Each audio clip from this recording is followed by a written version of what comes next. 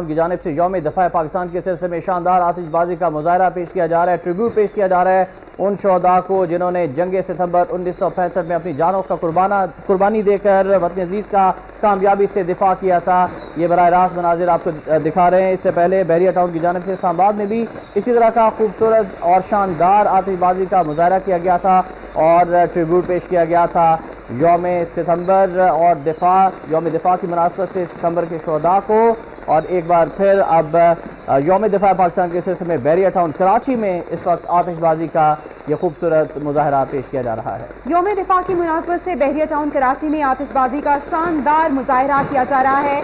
इसे देखने के लिए शहरियों की बड़ी तादाद यहाँ पे मौजूद है और शानदार मुजाहरा किया जा रहा है। खूबसूरत आतिशबाजी से आसमान सजाया जा चुका है। यौम दिफा की मुनासबत से बहरिया टाउन कराची में ये आतिशबाजी का शानदार मुजाहरा किया जा रहा है।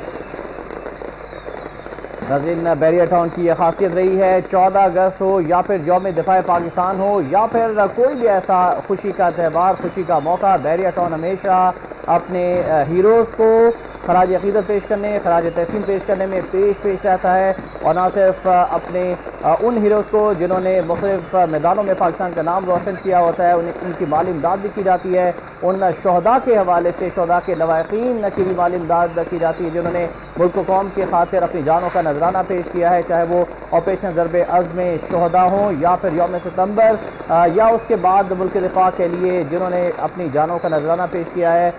उनके अहल खाना की इमदाद का सिलसिला भी जारी रखा हुआ है बहरिया टाउन ने। और इस वक्त शानदार आतिशबाजी का ये मुजाहरा किया जा रहा है बहरिया टाउन कराची में।